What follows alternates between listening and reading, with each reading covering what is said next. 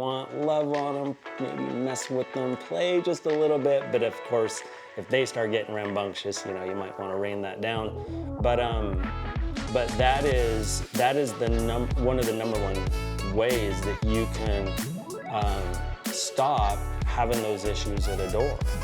And do you mind if I give an example? Yeah. So my tendency, I really had to learn this because my tendency would have been to walk in and be like, oh, look at you.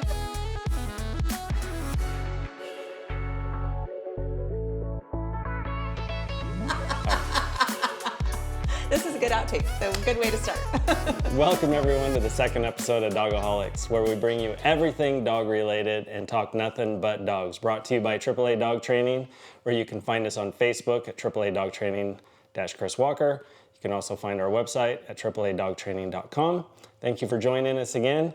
And today is pretty cool because my lovely wife here of almost 20 years. Almost 20. We're going to do this together. My name's Carrie, by the way. I'm not just wife. Yeah. Her name's Carrie. I'm still trying to get that down after 19 years of marriage. One of these days I'll get it down. So, but no, I'm super excited today because this is something that we've been talking about for a long time. Yeah. The last episode, I had in Tina, who is a retired canine officer and stuff. Carrie unfortunately wasn't able to be a part of that, but now she's here today and you're going to be seeing a lot more of her. She's going to be the smile in these podcasts. She's going to make you laugh, and I'm kind of the opposite. I bring the dork and Chris brings the serious. It's a good balance. We balance each other well. It's a good balance. All right, but she is not free from doing and what other people do, which is the rapid fire questions. Yep, I get to participate as well. Yes. One of these days you'll participate. Maybe, someday. All right, so simple one right off the bat, what's your favorite breed? Oh gosh, right off the top of my head, I thought Corgi, but I've never even owned a Corgi. Isn't that funny? But they're cute. They are cute.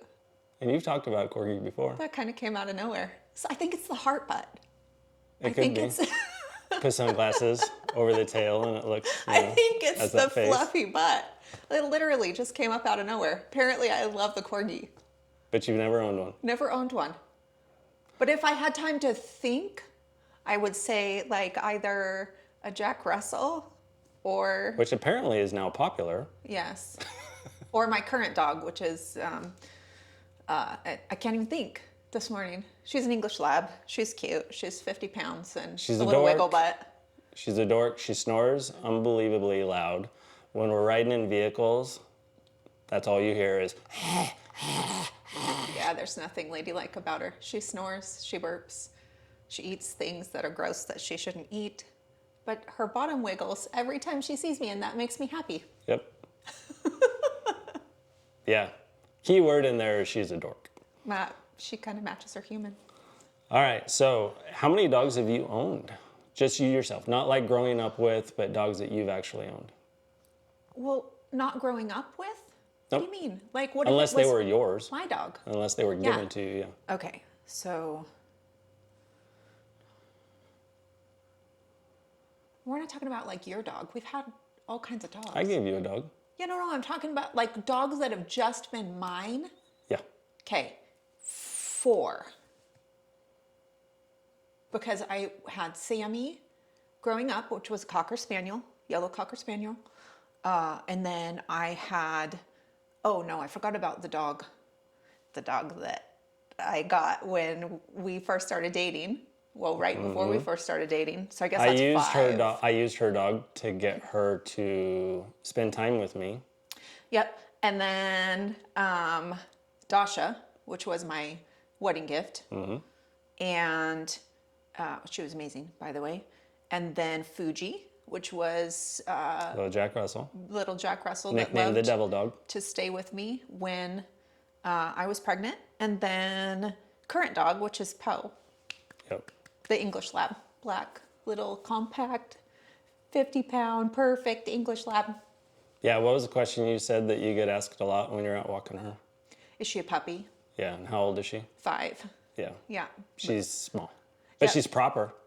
She is. And when we walk, her bottom never stops moving and her tail goes with it. So it's like constant party. And she looks like she has a smile on her face the whole time. So it's like, hey. It's only because her hello. tongue is so long that she has to keep it open because it's dangling off to the side, flapping around. This is true. It makes it sound like she's one of those like little hole dogs, but she's not. Ugliest dog in the world. She's not. She's super cute. She just has her quirks. All right. Favorite dog name? Poe. Who is? My dog. And Yep. you named her because I love Edgar Allan Poe because Yep. I am an English lover. And yeah, Edgar Allan Poe. And I didn't want to name her Raven and I didn't want to name her anything. I don't know. Raven is just kind of the thing people do. And I think so Poe fits her really well. my dog's name is Poe and my car's name is Edgar. Yep, because it's black also. All right. Would you rather own a male or a female? Female. Every single time, a female. Of the 5 dogs that I have owned personally, only 2 have been males. And that was Fuji and Bentley. Bentley was the dog that I used to get you out on a date. Yeah. And then we were married not too long after that. So it worked out good. That was a good dog. All right. What is your number one dog pet peeve? Oh, number 1 dog pet peeve. That's a hard, well, eating poop. That is probably my current number 1 dog pet peeve, but that's because my dog does it. She's like perfect in all ways except for that. That's really gross. Number 2 would be then coming into the house and burping in your face.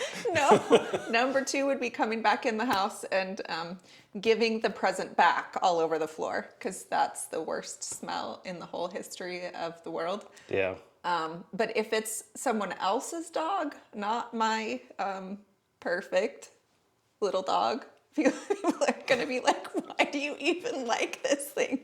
She's really cool. Anyway, besides that, I don't like it when I'm out and about and people want to let their dog come up and sniff my dog without asking. Like they want them to socialize, but they don't even know anything about my dog. They don't know if she's, you know, if she likes other people up in her business. They don't know that. They're just like, oh, my dog's nice. He wants to say hi. And I'm like, yeah, but what if mine's not? That's probably my biggest pet peeve about other people's dogs. Or what if it's just 2 females getting together and they go nose to nose, realize they just don't like each other all of a sudden, and then you have a problem. Yeah, that Yeah. is a problem with a couple dominant females. Yep. Yeah. All right. Favorite dog activity? Well, I would like to say paddleboarding with my dog, but we haven't quite gotten there yet. I like to take her in the water too, but she does this cute little thing where she just loops and goes straight back to the shore. Like she'll just paddle her little self, not paddle, but she'll swim her little self out. She's like, I'm doing it, Mom, I'm doing it. And then she swims right back to shore. But I love to hike with my dog. Yeah. So heading out on the trails, hiking. Do you feel safer with her when she's with you or than when you're alone? Yes, I always feel safer with a dog with me. When Chris and I met, I was training actively for I'm Chris, by the way. half marathons. And I was running consistently. And so the dog that he actually used as bait to see if I would marry him, she went running with me all the time. Oh, yeah. Yeah. Yeah, she was in great shape. Yeah. Well, and there's something about having a Rottweiler with you on the trail that, because I used to run a pretty kind of secluded trail in Washington. And so she was with me and I never had problems. Yeah. Yeah. She was intimidating, but she was a sweetheart. Yeah. All right. 97-pound lapdog. 97-pound lapdog. Yeah. Yep. All right. So now for the 2 fun ones. pineapple on pizza, yes or no? Yes. Lots. Every time. Okay. And toilet paper, feed from the top or feed from underneath? This one cracks We me don't up. have an issue with this one in our house, by the way. This one cracks me up because feed from the top as like a mom and a dog owner and a cat owner, that makes no sense to me because you're just going to get this and it's going to be a big mess all over the floor. Feed from underneath, they do this and it doesn't go anywhere. So underneath is the obvious choice. There is no dispute, but we've solved this problem rather rather well for the last couple years because it hasn't been going on the roll at all. We just take a new roll and set it on top like animals. Yeah. We use the part that's supposed to hold it to roll it to just as a shelf. Hold the roll. I just put it there and push it so it's a little bit squeezed so it's not gonna fall off. It works really well. Because I prefer over the top. Because when I look over, I don't want to sit there and have to bend over and try to find out where it is underneath, you know, that kind of thing. Yeah. And so then to find it, all I have to do, if it is back there, all I've got to do is roll it forward. So to meet in the middle, because that's what you do when you're married, just set it on top like she said, animals. We're a bunch of heathens and we just put the roll on top and just push it a little so it doesn't want to fall off. Well, you survived the rapid fire questions. Okay. We do that kind of as an icebreaker to get things moving along. Icebreaker. And so now we're going to put her to the test. So she's been around dogs for 20 years now. And so last time I did the FCI quiz, people were saying they really enjoyed it. The what quiz? The what quiz? The FCI quiz. Okay. So I went into a lot of detail and people were like, well, that's, you know, it was kind of neat and all. And I was trying to think through it, but there was a lot of stuff that, you know, was kind of like filler that didn't need to be. So this is going to be much shorter. And we're going to see test Carrie's knowledge. So, which is probably good for me because even though I've been married to a dog trainer for almost 20 years, I'm actually a little nervous about this particular section because I fear that I'm going to get it wrong, like 9 out of 10 times. So, we'll see. All right. So, brief historical summary. While there are many theories as to the origin of this breed, as we know it today, developed exclusively in the United States. I did not know that. Exclusively. Okay. This breed was given its name because of the association. I like association. Yep, association. Because of the association with the Basque sheep herders who came to the U.S. from this country in the 1800s. This breed's popularity rose steadily with the boom of Western horseback riding after World War II, which became known to the general public via rodeos, horse shows, movies, and television shows. Their inherent versatile and trainable personality made them assets to American farms and ranches. The American stockmen continued the development of the breed, maintaining its versatility, keen intelligence, strong herding instincts, and eye-catching appearance that originally won their admiration. Although each individual is unique in color and markings, all of this breed show an unsurpassed devotion to their families. Their many attributes have guaranteed this breed's continued popularity. Now I'm just going to read the general appearance. This breed is well-balanced, slightly longer than tall, of medium size and bone, with coloring that offers variety and individuality. I think it's the Australian Shepherd. Ding, ding, ding, ding, ding. And so I got to give a big shout out to Jacob because the best Australian Shepherd that I have ever known was our nephew's dog, Misty. And so I can't think of this breed without thinking about Jacob and how much that dog was amazing for the boys when they were growing up. Yeah, the story behind Misty was pretty incredible, but there was one thing, because where our kennel was, that's where the house was, where Misty was and stuff. And so, but there was a neighbor that had a bunch of cattle, and the cattle one day busted through the fence. Well, Misty was a rescue, and we didn't know if she had ever been around cows. We just didn't know. But we also knew that we were going to really struggle getting those cows back through this little hole in the fence. Mm-hmm. So to see what would happen and understanding instincts, we let Misty out, and with us standing there on the porch watching, she went and pushed those cows back through that hole. That's amazing. That's It was absolutely incredible. amazing. Absolutely incredible. Yeah. Instinct in dogs just blows my mind.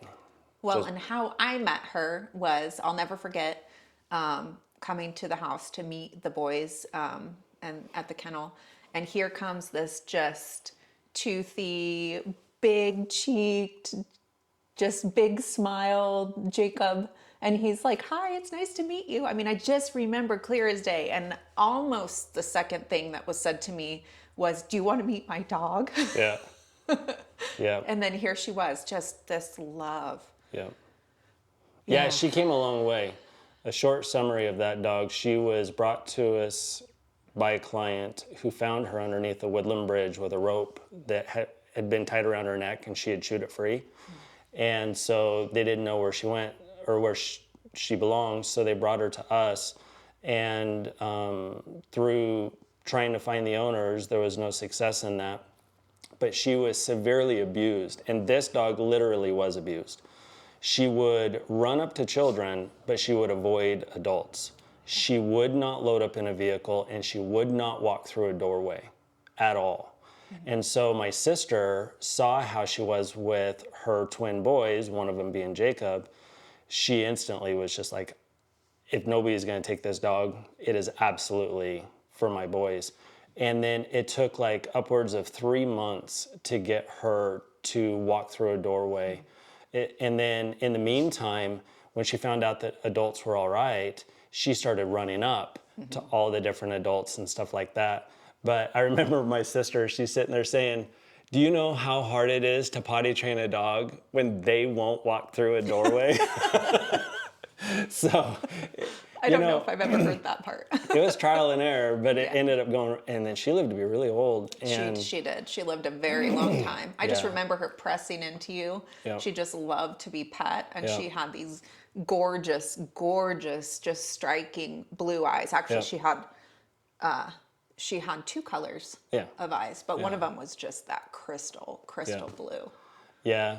And then, but that story just goes to show you that if you end up getting a dog that was actually abused, you will see it get better. Yeah. If their fear, what you see in their lack of confidence, and it doesn't change over time, that's because it's actually a nerve structure. So, but yeah, she was a really cool dog. Yeah. So anyways, but that's it for the FCI quiz. See, that was easy. I did it. Australian Shepherd. I know. I think you made it easy on me though, because you said it's American. I had no idea that the Australian Shepherd started in the 1800s in America. Yeah, I had no idea either. I mean, that blows my mind. So, anyways, it's pretty cool. Yeah. All right. So now, one of the reasons, every episode, we just want to make sure that we also cover content that is going to be able to help our viewers learn and watch while they watch. And our desire through all of this is to be able to give the knowledge and the information necessary and needed to people like you watching. So today, our topic is going to be how to create calm in the home with your dogs. This is not normal for me. I actually had to come a long way in learning this, and I'm not a good student. But the current dog, so let me explain that. My current dog, she's specifically mine. She's the only of the 5 dogs I've ever owned that I trained fully. And the reason is because I didn't want her to love Christopher more than she loves me, which has been the truth with every other dog we've ever had. And so, except Fuji did really love me more than you, I think. But You were pregnant with a really hot belly and he loved the warmth. I would choose that too. and I would spray the hose. He was a Jack Russell again, and he loved to attack the hose, and so the water coming out the hose, and so I would spray it. And so, anyways, but aside from that, like the Rottweiler that he used as bait to see if I would marry him, she always loved Chris more, and I didn't want to deal with that again. So I trained this dog. But I say all that to say, I put up with behaviors that Christopher would not. And so there's some balance there. And I think that'll probably, for sure. Yeah. One of the things about, people living in the same house together and then they have a dog, they do have different rules. I mean, in a way, it's kind of like raising children. I'm totally fine if my kids are rambunctious and daring and climbing trees and riding mountain bikes and shooting guns and all that kind of stuff, but there's a place for it. And in our house, it's not football time.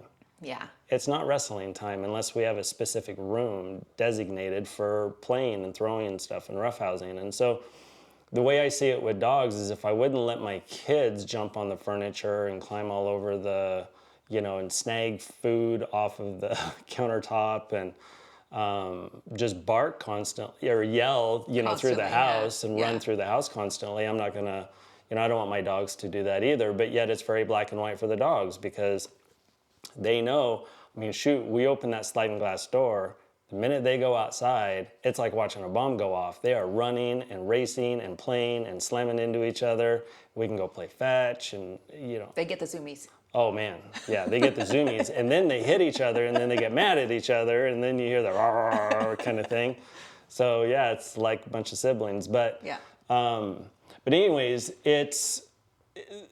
I would say that when people call me about dog training and needing help, there's so many times it's just because it gets to the point where they don't even want to invite people over because they don't know what to do with their dog. Yeah. And like for us, we have high drive dogs. Yeah. But yet when people come into the house, our dogs are laying in the living room and they're like, "What's up?" Yeah. Yeah, they're totally calm. We've created total calm in the house, and it's necessary. So like my dog, she knows that if I am with her and if I give her a little bit, like we do this little dancey thing, I walk up to her and I always think that she's so happy to see me and she loves me, and Christopher will tell you different, but she's so happy. So her little wiggle butt is like always going to see me. And so when I walk up to her and I engage with her, sometimes I'll get my butt going with her and we do this little dance thing because her like wiggle butt's going and then my wiggle butt's going and we're having a little dance party and celebration and also like kind of prancing with it. So her feet are moving and it's kind of funny. She's smiling the whole time and her big tongue's hanging out to the side and we're just kind of dancing in the house. And that's cool. Like she knows that if I engage like that, that's okay. But if I'm not engaged that way, it's not okay for her to just do that. So you start it willy-nilly through the house. I start that. And then you finish it. And then I finish it, usually putting her on her bed so she knows, oh, that time's over. Yep. Yeah. Yeah, so if we were going to talk about a few things as far as what we do to create this type of behavior is one, the number one reason why our dogs don't rush the door when people come in or when we come in or anything like that is because we've never pet them at the door. Yeah. If we walk in, we don't want to create, because yes, a dog will naturally want to run to whoever's coming in or whoever's new because it's somebody new coming into their pack. And so it creates this drive. And it can create an energy that causes them to also want to put their body on you, find out what kind of authority you have. They're testing the waters basically, but then when we start petting them and talking nice to them, now we're feeding into it because we're providing a perfect position of safety for the dog, which is number one in the dog's mind. And so then that becomes a conditioning process and the norm. And then when we don't give it to them, when we walk in, they push harder. Mm-hmm. And it just grows and grows and grows. the reason why people, including ourselves before this knowledge was given to us, we did the same thing because we were truly excited to get home and see our dogs. Especially when we just get them, right? We just can't wait to see them. And we want to walk through the door and just give them all these loves and play with them and stuff. But what we don't realize is we are creating a situation that is a much bigger problem through other periods of life. Where what we could do, and this is what we would do, is we would walk in, we would ignore them. And then we would get settled, we'd get stuff put away. But when we'd go sit on the couch, that's when our dogs would start to look at us. Because they knew at some point in time, we were going to invite them up in our lap. That is where we have calm, very specific situation where our dogs are now free to come up on us because we initiated it. We can have them up there as long as we want, love on them, maybe mess with them, play just a little bit. But of course, if they start getting rambunctious, you might want to rein that down. But that is one of the number one ways that you can stop having those issues at a door. And do you mind if I give an yeah, example? Yeah. So my tendency, I really had to learn this because my tendency would have been to walk in and be like, oh, look at you. I overtalk to my dog. And so I'm like, oh, look how cute you are. She over inflections. I do. And so the dog matches that. So my voice goes up and that's praise. And so I walk in the door and I'm like, oh, look how cute you are. And I'm like, oh, I love you so much, blah, blah, blah. And so she's getting amped. And then, not fair to her, we have a friend come in and she meets the friend at the door, wants to jump up, right? Or act like a jerk. That friend doesn't know that that's normal at the door. I've created that behavior by my voice going up, by engaging my dog right there. And so it was really hard for me to transition to different, like current dog. So Chris was talking about when we sit down, my dog is classic. Like if she's on her bed and she's waiting for time with me, I sit down. If I pop my chair to put to put my legs up, my dog knows, like, that's her invite to come to me. She's like, oh, sweet, I get to go sit with mom. And she is up and on that, quicker than quick.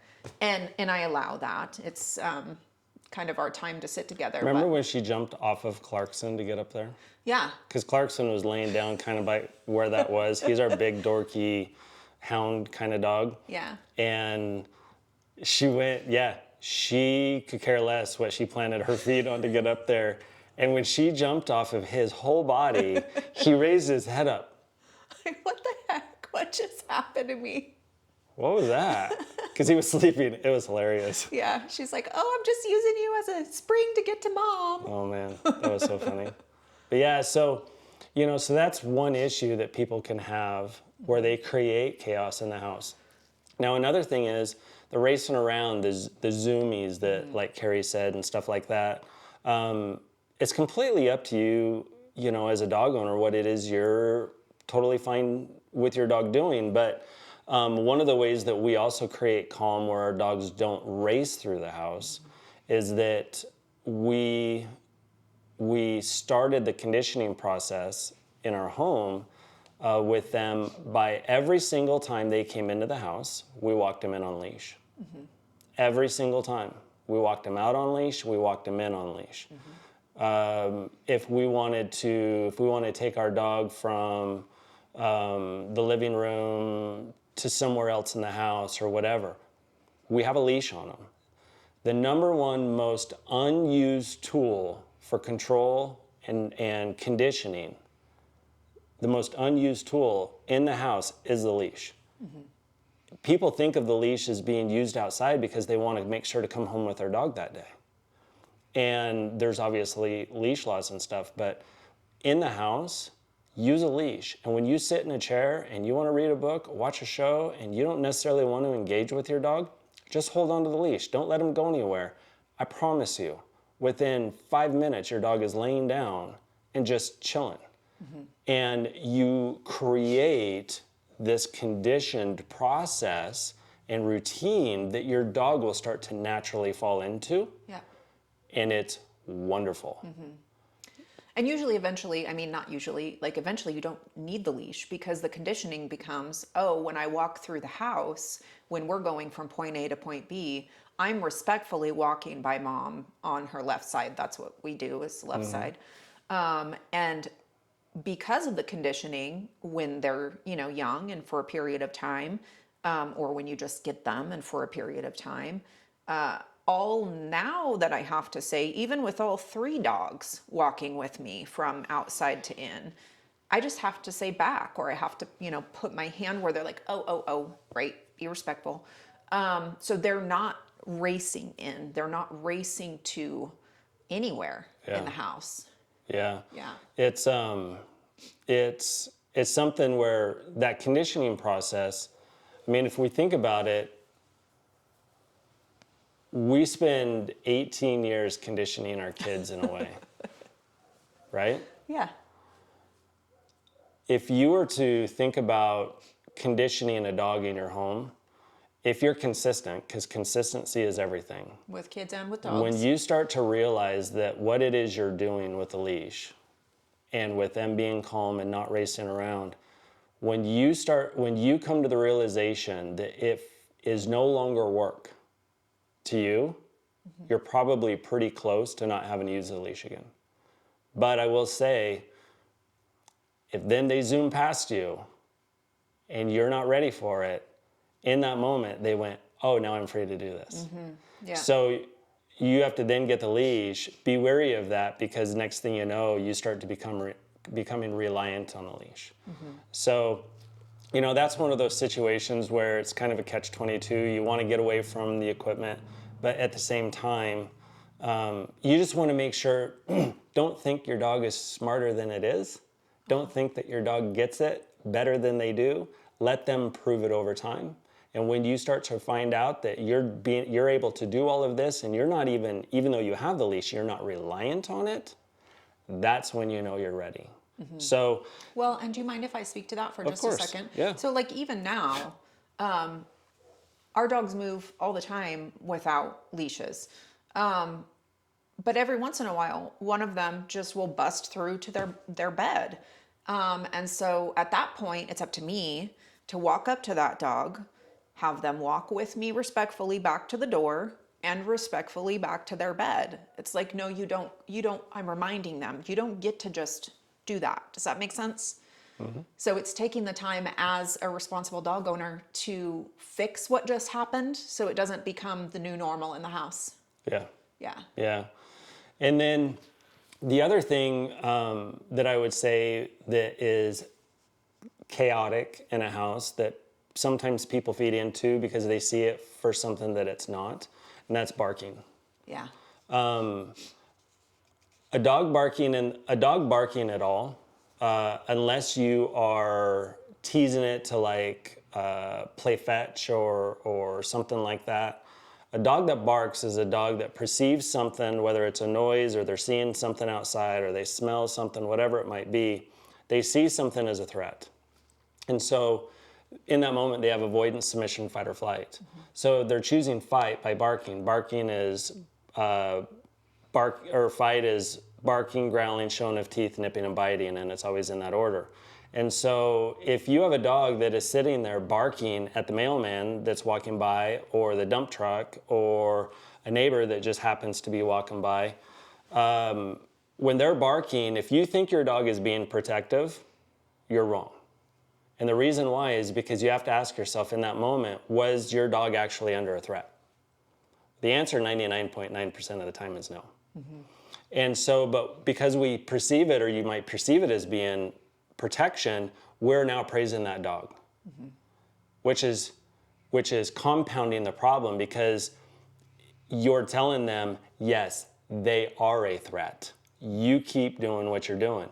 And because a dog is an in-the-moment animal, when that person or that thing that they see leaves, they think it's the action of the barking and only the action that kept them safe. Now, there is nothing wrong with the dog barking in the house. If we're sleeping at night and our dogs start growling or barking, There's something wrong. we know Yeah. that there's something up. And so I don't tell him to be quiet until I see that there's everything's nothing okay. there. Yeah. Once I see and I feel comfortable that there's no threat, that's when I'll tell them to be quiet. And but even when they're out in the backyard or they're outside, they're never allowed to bark, because a barking dog, whether it's on your own property or out in public, makes people nervous. Your dog, unless you've actually been attacked, Yeah. truly been attacked by a person or another dog, every single time your dog barks, there is no threat. And they shouldn't be doing it.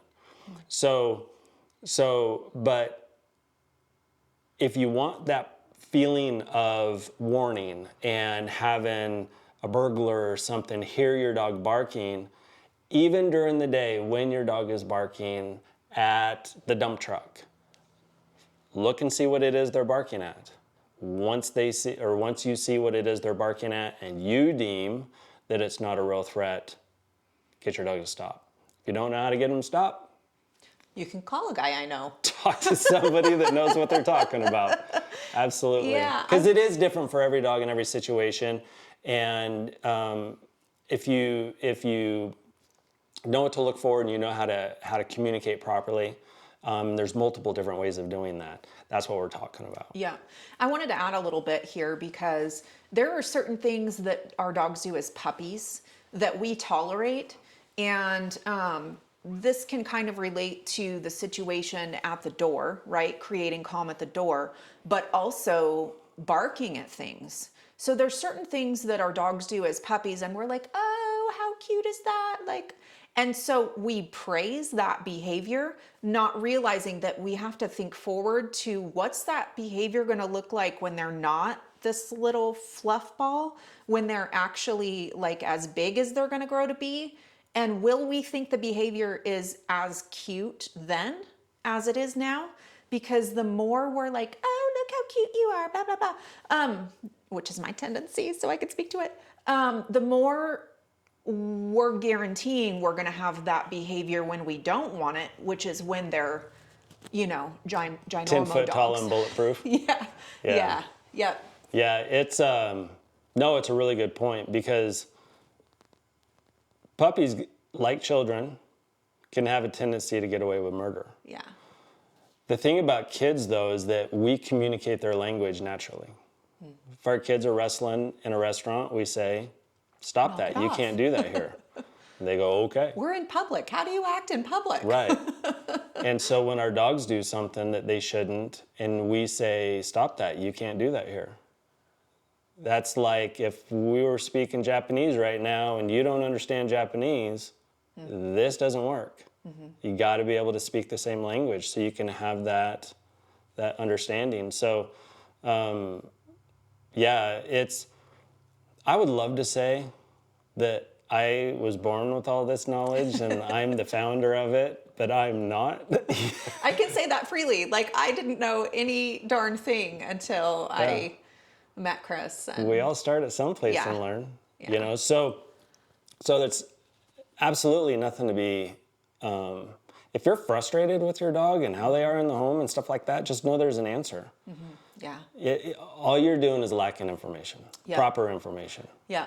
And we don't know to do better until we learn to do better. Yeah, exactly. And so to go back real quick at the door, we were talking about dogs acting obnoxious at the door, but one of the things that I wanted to make sure to cover specifically also is that where you have dogs that just jump up. Yeah.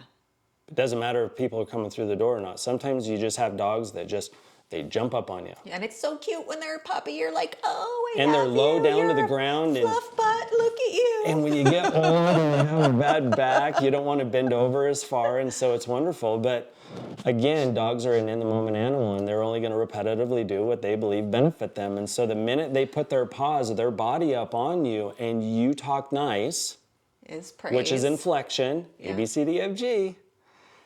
You have that, and then you have the physical contact, that position of safety and security. now you have a dog that is trying to duplicate that on a regular basis. And for every 10 times they do it, if you tell them no 8 of those times, but praise them twice, Yeah. all you're doing is teaching them if you continue to try, you'll eventually get your way. Yeah. Now, to make it fair, what we do is we have a hup Yeah. where we tap on and we go hup, and that gives them the freedom. If we tap our body, they can jump all over us, maul us if they want. It's game on. But not at the front door. But no, not at the front Like, door. we I'm just don't do- talking yeah. every day, and even Yeah. with other people and friends and stuff like that. But we also have an off. Yeah. Off means get off of me, off of them, off the Stop furniture, touching me with your feet. out of the vehicle, or if they're pressing into you, Yeah. off. It's disrespectful for a dog to do that. Yeah. If people ever watch a litter of puppies, those puppies are constantly jumping on each other, biting each other's ears and tails and Yeah. feet and legs, and they're trying to hump each other and slam into each other. But what they're doing is they're trying to figure out pack order. Who's boss? Yeah. Exactly. Yeah. And because they mature at different rates in that litter, it's constantly changing. And dogs don't perceive us as people. Yeah. Dogs perceive us as another animal in the pack. Part of the pack. Yeah. And so when you get a new dog and that 2-week honeymoon period is over, where they're on their best behavior, then they start pushing those boundaries. Then they want to know, am I really the leader? This person's not taking the true leadership role. So by nature, I have to. So now they start jumping on you, pawing at you, slamming into you, maybe mouthing you. Maybe you go to take their food away and they growl at you. Yeah, that's a problem, but Yeah. it happens. Yeah. Yeah. So have a plan moving forward. You know, whether you have a dog right now that's 8 years old, it's fixable through Yeah. conditioning. Yeah. If you have a brand new puppy and you just happen to be watching this now, listen to this. Lay down some good behavior now Yeah. so that you are not praising behavior that you would tolerate as a puppy, but that you don't want to have Yeah. when the dog is, 60 to 120 pounds. Yeah. Like, yeah. Yeah, you know, when our kids are in a swimming pool and they're splashing and carrying on, it's super fun to watch and everybody's laughing because it's the place to do it. Not necessarily in a bathtub.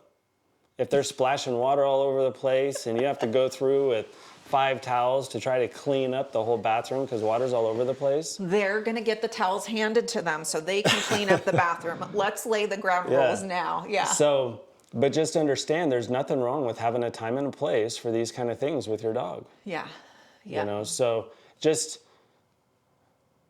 move forward with a plan. Yeah, and I want to say if you've already created some bad behavior, and you're realizing like through your own fault, and again, I'm speaking Well, it's because always our own of fault. experience, because I do have the tendency to go with the high pitched voice and create the energy with the dogs.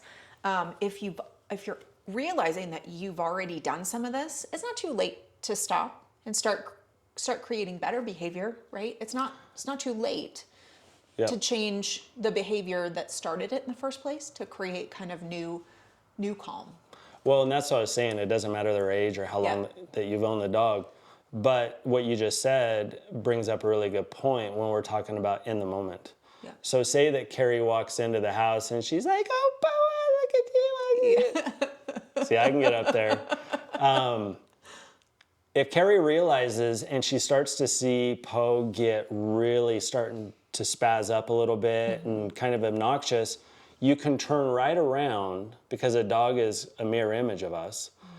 You can turn right around, calm your hands down, start massaging their neck or behind their ear, and take your voice from a, "Oh, look at you," to a easy, Yeah. easy. And we're talking fingers here. We're not doing this. Yeah, that creates. It's easy. Think about massaging them to sleep, and you'll see your dog start to calm in that moment. And that's fair because you're not correcting them for a behavior that you created. And Poe does that. She's like, and then there's a picture of the tongue hanging out, right? Yeah. She's Yeah. melting into the hands. Her head goes back and the tongue's always out. She's smiling. Yeah. So, but with that said, is there anything else that you can think about in the house? I mean, chaos at the front door. We have dogs racing through the home. The only other thing that I can think of chaos-wise is maybe chewing on stuff.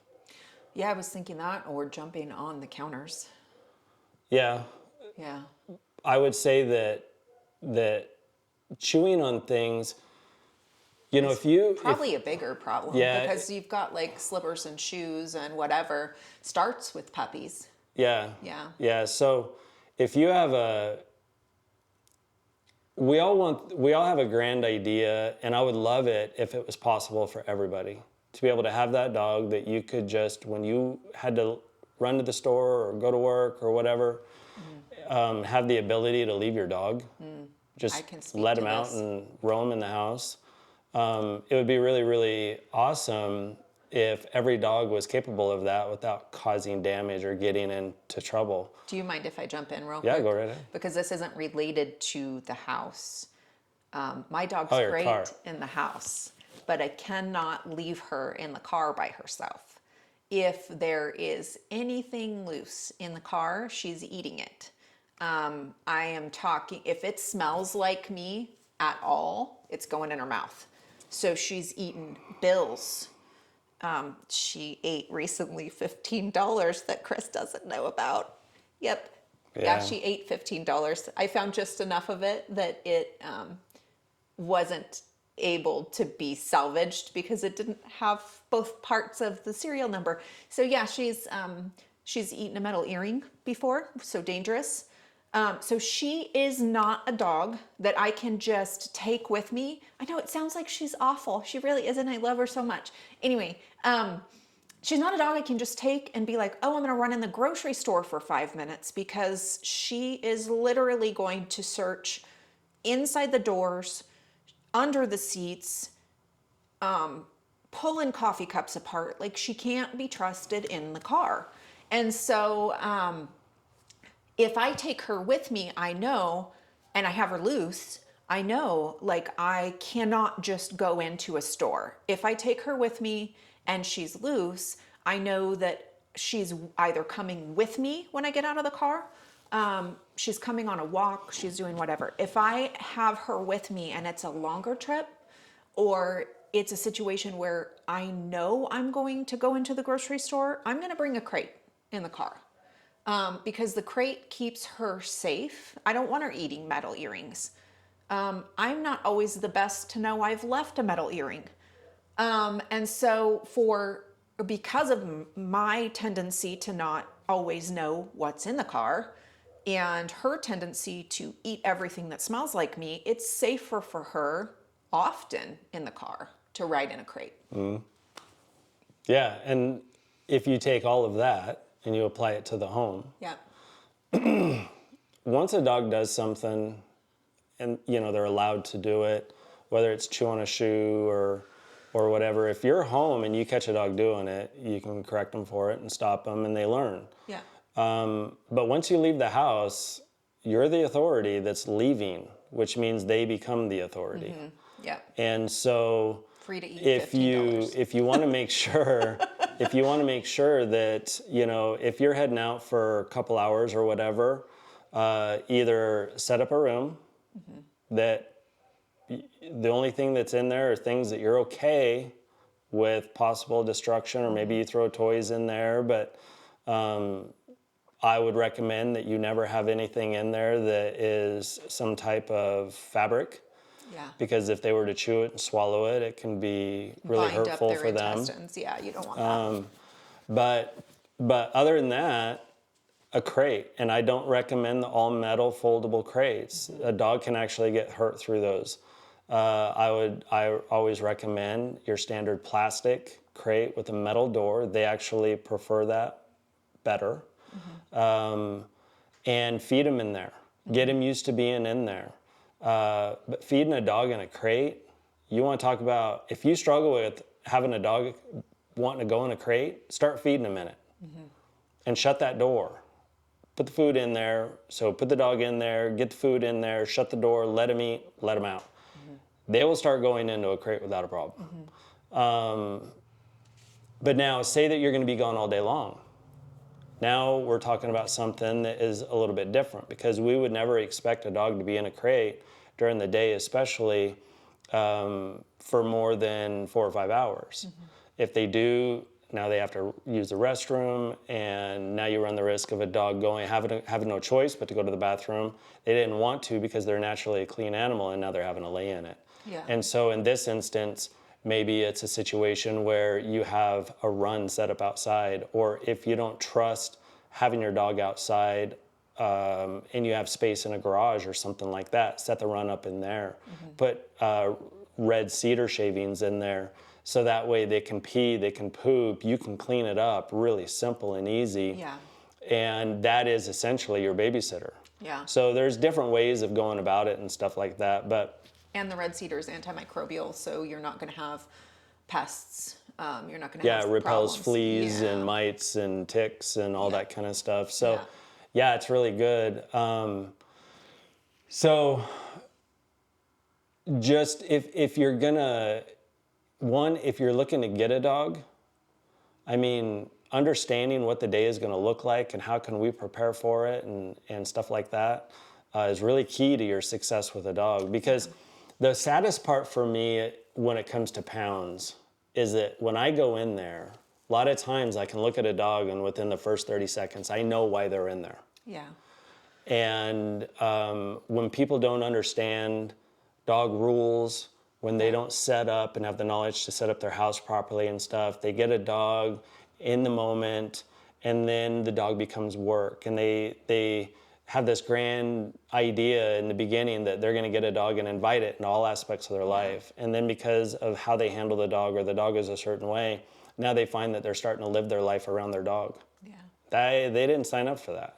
And so now you have a situation where people are looking to find a home for their dog. That is the number one reason we have dogs in pounds, besides unresponsible breeders. And I'm That's a whole nother podcast. It is. And I'm not talking purebred. I'm talking about people with dogs. When you have a dog, just like with children, just like with our vehicles, just like with our house, we have a responsibility. Yeah. And so, but anyways, so with all that said, these main topics that we talk about, I also want your guys' feedback. I want you to put in the comments if there's a topic or something that you want us to discuss. I'm telling you, the more feedback we get, the better off. So if there's something that you've always wondered about, questions of maybe what to do in certain situations, maybe we'll have a podcast one day where all we're doing is just answering viewers' questions and stuff. So please do that. Provide some comments. Combat. Don't do that. Some feedback. Why I oughta. I hope I look very menacing and manly in that. Why I oughta. All right. So now we are going to do something new. Yep. It is called Carrie's Clips. Carrie's Clips. Time for Carrie's Clips. Yep. I have no idea what we're doing. Of VeggieTales. Yeah, I have no idea what we're doing. So this is all yours, Carrie. Go ahead. So I like to read the newspaper, old style. I get the actual newspaper. So we're calling it Carrie's Clips. For everyone who is not watching the podcast, if you're just listening to the podcast. It's not Carrie's Tweets or Carrie's Twerkle? No, I'm literally holding a clip from a newspaper. Oh, like okay. I went to the funnies and I clipped out what we're going to talk about today. And we've already said the word a couple times, so I'm kind of excited. I don't know if anybody has seen the funnies called Mutts. But I read this one like almost every day. If I don't read the newspaper is the only reason I'm not reading it. But so this particular one starts out, it says, sorry, today's strip has been canceled. And there's half of the dog running as he's talking. And then the second clip is half of the dog, and it's the bottom. It's his bottom. And then you just continue. There's an empty clip, and then there's the front of the dog, and then there's the whole dog, and then there's the back of the dog, and it's empty. And barely you're seeing the front of him again, and then the whole dog, and then the back of the dog, and nothing. And then it says, due to a case of the zoomies. So that's what Carrie's Clips is all about today. It's all about the zoomies. And so I want to talk about this for a minute because my dog is really cute at the zoomies. So I'm sure everybody's seen on like reels or little things on Facebook, like dogs that just get so excited and then all of a sudden they're running around the yard in a way that like they can't stop. It looks like they're just stuck running. Instead of cocaine bear, it's cocaine dog. They're just on crack running around. Well, a long time ago, there was a little dog from like Ireland or something, and it was I Can't Feckin' Run. Oh my gosh. If you've not seen that, you probably should look it up and watch it. Super funny. Pug. No, don't do it, because what's going to happen is you're going to watch it, and then you're going to start laughing. Yeah. And then people around you are going to wonder why you're laughing. And the next thing you know, somebody else wants to see it. And by the time it's all over, I'm not speaking from experience, you've just watched it 7 times in a row. Yeah. You're laughing just as hard the 7th time, but now you can't get it out of your head. You can't stop singing the I Can't Feckin' Run song. Yeah, it's hilarious. It's so cute. But so the most recent reel I saw was this this golden retriever that had just sat in a bucket of water. And the dog sits down and it's all like got itself totally soaked, and it stands up, and the little clip on the reel said, "And now for the zoomies." And the dog just took off around the yard and running and running and running and running. And I love the zoomies because my dog, when she starts the zoomies, it's kind of like she's got wiggle butt, but added to the zoomies. So you'll understand if you watch the I Can't Feckin' Run video, because her bottom kind of can't keep up with her front. And she ends up, and her tongue's hanging out, and she ends up this just like tumbling, rolling. It's hilarious. We've got to make a reel of Poe with the zoomies. But that's for another day. Chris's dog does this too. The zoomies? Zoomies. Yeah, actually, he has a really funny video of Chipper doing the zoomies in the kennel in the old training facility in Wyoming. Yeah. Yeah. Oh yeah, it's on the shorts, the YouTube shorts. Yeah, so he's posted some shorts in YouTube with Chipper with his zoomies. This looks like a house. I want you all to know it's not a house. It is set up to look like a house for service dog training. But this particular time, Chipper had just been working, and he just all of a sudden took off in this room, and he couldn't stop, and it's hilarious. So the video is 60 seconds long because it's a YouTube short, but it lasted for about 5-6 minutes. Yeah, he just couldn't stop himself from zooming. Yeah. My dog gets like kind of sideways and going, and her tongue's hanging out. She's like smiling and half dying and snorting and zooming. We talk about like, it's like, what's my superpower? What's Carrie's superpower? What's Chipper's superpower? Yeah. And then what would you say Poe's superpower is? Snorting and being a nerd. Yeah. Yeah, she's the ultimate super cute, like wiggle butt nerd. Yeah. She should have her own channel or something. She's hilarious. Different. Yeah. No. That's too much work. Maybe we'll show you Poe one of these times. There'll be a day. Yeah. There will be a day.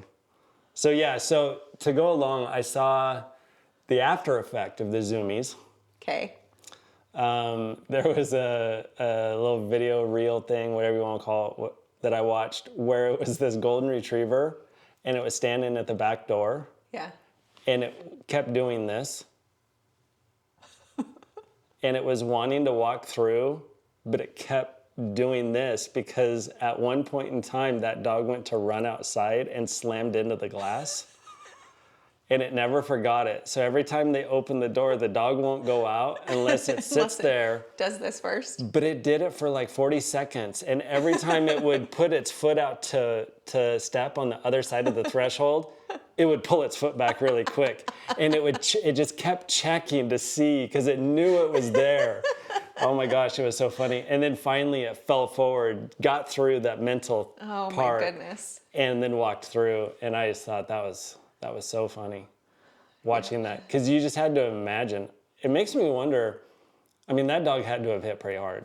Yeah. And so it makes me wonder if the glass broke or whatever. But man, that dog, he didn't trust it. Nope. Yep. I know you're there somewhere, you evil wall that I can't see. I'm gonna slam into you and break a tooth again or something. So funny. Oh my goodness. Funny. Yeah. All right. Any other funny Zoomy stories? Moments. Yes. Clarkson.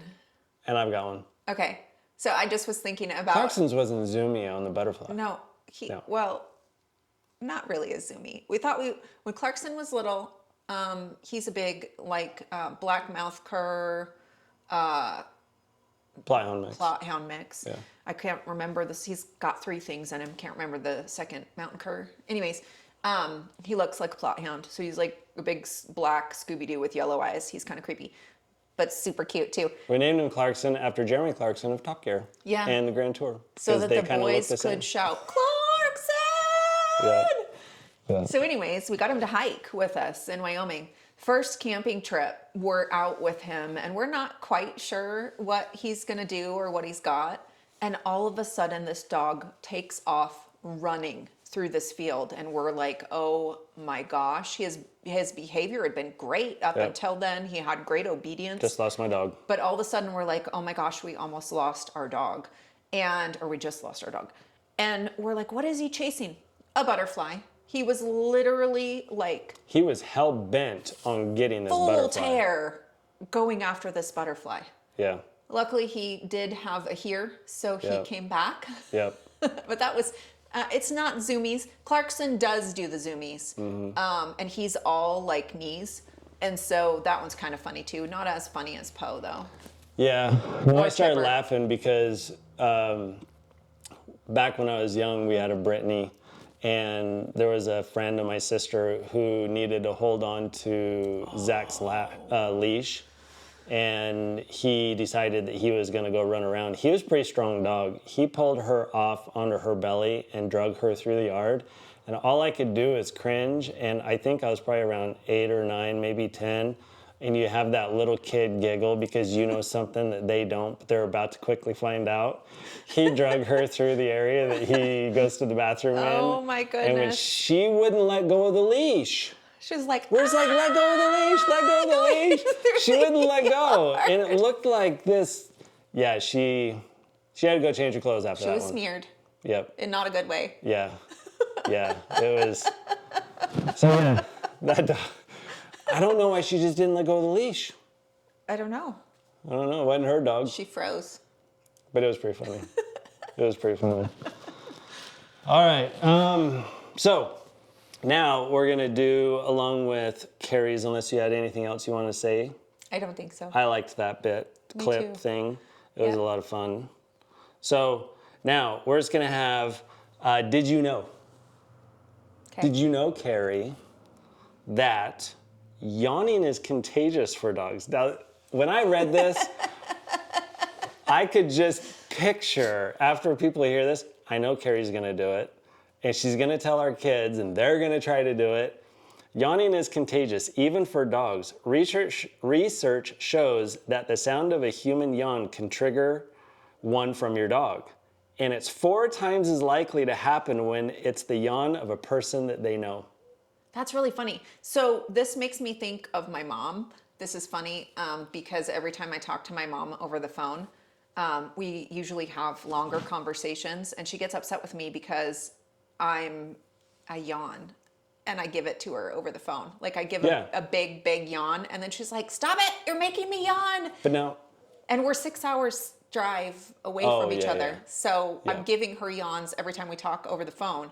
So this would be interesting I for know, the dog. because there's going to be a point in time over the next however many times people watch and hear this, you're going to have these families around their dog faking a yawn. I'm totally that's doing going to it. make somebody else yawn, that's going to be a real yawn, and then it's going to be this yawn fest. And the Yeah. dog will probably never yawn.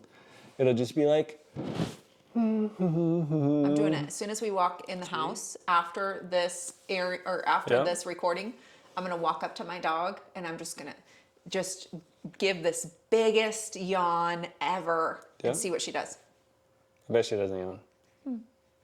We'll see. I'll have to report. I'll report back. It'll be interesting. Try it. If it works, comment below, let us know. We'll see how many people can get their dog to yawn. Yep. All right. Okay, so this one is a twofold. Okay. So, some dogs are taller or heavier than this dog, but according to the Guinness World Record, a Mastiff named Zorba is the world's overall largest dog ever.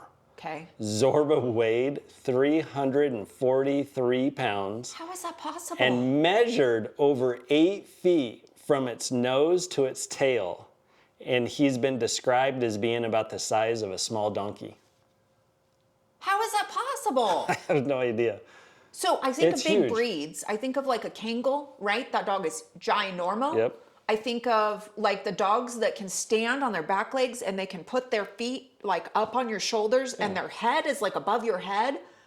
That's what it's saying. So But there's I've some that are never taller and longer imagined. and heavier, 300 pounds. but in total, 343 pounds, and it was measured. So think about the length in this. From its nose to its tail was But that's over 8 not feet. even legs. So imagine Right. the dog stretching. Everybody who's listening, not watching, I've got Yeah. my arms up to the sky. Imagine stretching like yoga, right? You're stretching up to the sky, but you're a dog. Yeah. So add all of that from top of its head up to the top of its stretch. Oh, that's huge. Maybe it was part donkey. Oh, that's a whole nother different wrong thing to think about. If you take it there. All right, so now, but on the flip side, Okay. according to the Guinness Book of World Record, Okay. the smallest dog ever recorded was Miracle Millie, the Chihuahua, born in 2011. Millie, full grown, was a minuscule 3.8 inches tall and weighed in at 1 pound.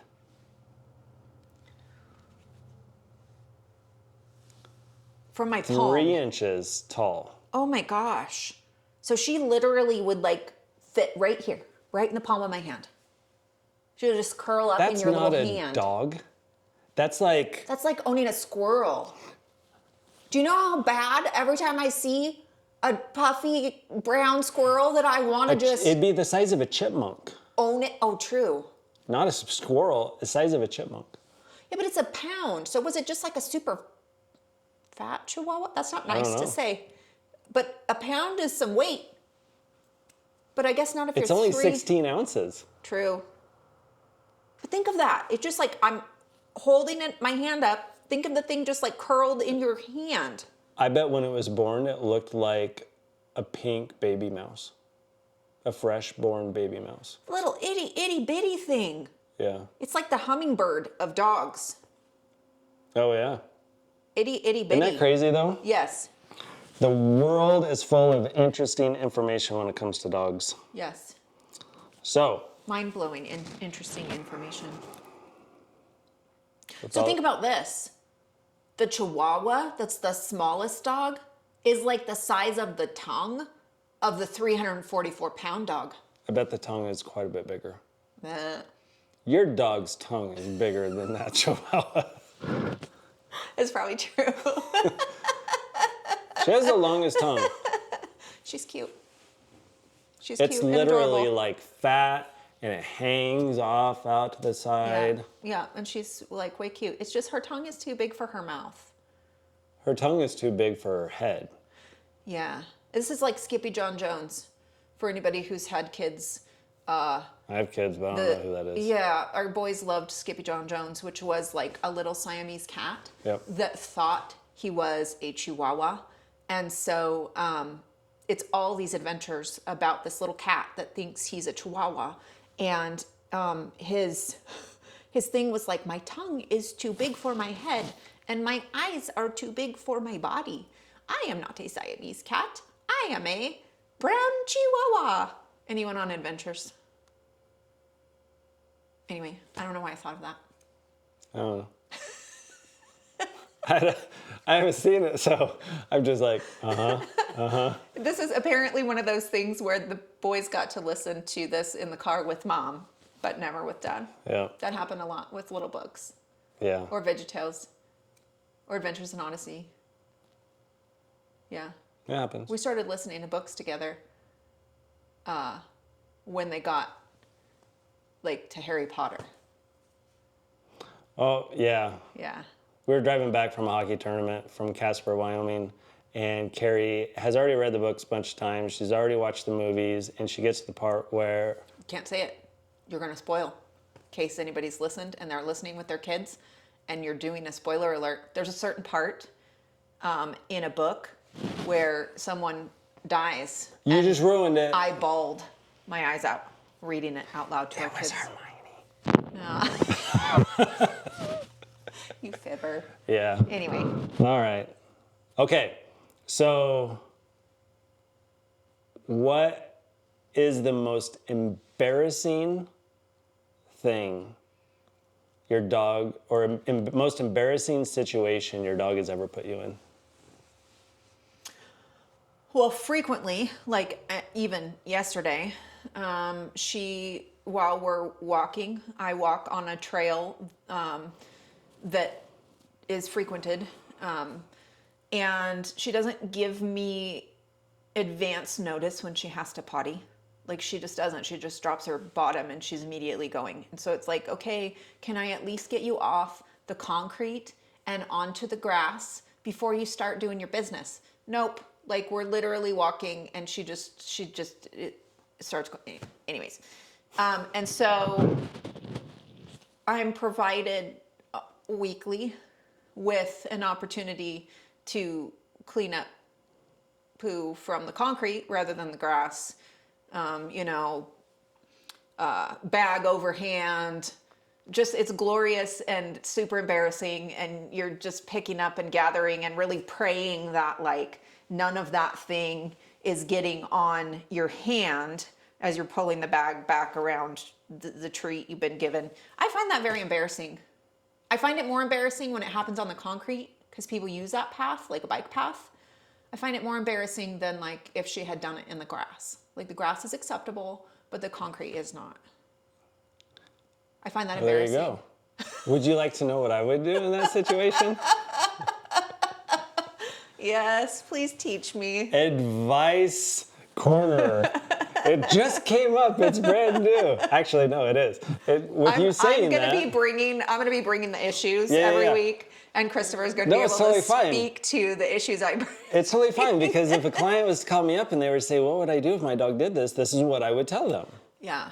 Okay, so when we're walking our dogs, before we go on to that, we walk over to an area, we give them an opportunity to go to the bathroom. Fair. In a spot that is called for, right? Now, say that we have a dog that is prone to being halfway in, only you know your dog, so it's halfway in. Be mindful of it, pull off to the side, go potty. If it takes 4 or 5 minutes to do it, now it's done, you get back out on the trail and off we go. When we go disc golfing, you're really good at that because... I do. I think it's because in your mind, you're following us, which gives you time to kind of like relax. You're not going anywhere in a hurry, right? Yeah, I'm not on a purposeful walk. Whereas a purposeful walk, normally there's time involved, there's distance involved and stuff like that. So we kind of get focused in on that. Yeah. Rather than going kind of like, it'd be wonderful if our dogs could like tag our t-shirt like our kids do and say, I really have to go. I gotta go potty, Mom. Yeah, so because they don't, we have to just be mindful of that. And so that's what I would recommend. Well, and I know that. I'm not saying I know, I'm not trying to say I know what you just said. What I'm saying is like, I know she's going to do this, right? I've put her out in the morning to potty. She does her business in the morning. So I think there's no more, couldn't possibly be more, right? And then she has a 40-minute car ride of excitement and anticipation for this walk that she's going to be so excited for. And she knows that's what we're doing. If she gets in the car, she gets to go for a walk. And I mean, usually, or the bank where she gets treats and she loves that. She puts her little head right here. So she makes sure the bank teller can see her little nose. So she makes sure to get the treats. It's really cute. Anyway, but I know that like halfway through this walk, she's going to drop her bottom and poop on the trail. So just like when we trained service dogs, I need to prepare for walking her in public and take the extra 5 minutes ahead of our walk just after her 40-minute car ride of anticipation and let her go do her business before we get on the trail. It's called being a responsible dog owner. Purposeful. It's called being purposeful. So. Anticipating the situation that I know is going to cause me embarrassment and doing what I can to prevent the situation that I know is coming. It's inevitable. She's not going to poop on the trail. Yep. Straight on the concrete. With all the people, it's a very popular place, so all the people all around just like watching me pick up this glorious, horrible mess. So are we going to talk about something else, or are we going to finish off with poop? I don't know. If you're talking about my dog, like if we're talking about my dog, we're talking about poop or snorting or her being super ladylike, which is like super sarcastic. I'm shaking my head right now. Or like her tongue hanging out and she's snorting and loud. She's just loud. Yep. Yep. And I love her. And she's fantastic. And she wiggles her butt in happiness to see me every time I see her. And that makes my heart happy. That's good. It's always good. It is good. It's good when you like your dog. I love her. So, anything else? I don't think so. Okay. Well, everyone, thank you for joining us at Dogaholics, episode 2. Yeah. If you have any questions, please put them down in the comment. If you have any ideas of subject matter and stuff like that, we kind of want this. We want feedback. Yeah, we want it in a way kind of driven by you guys. We want to give you what it is you want to know. And so with some fun in there and with some humor, and there's going to be episodes that we have where we actually have special guests that have done amazing things, but it's again, it's Dogaholics, it's everything dog world. Everything dog related. Yep. And so, again, thank you. Thank you. I'm Nice to meet signing everybody. out. We are done. We are done.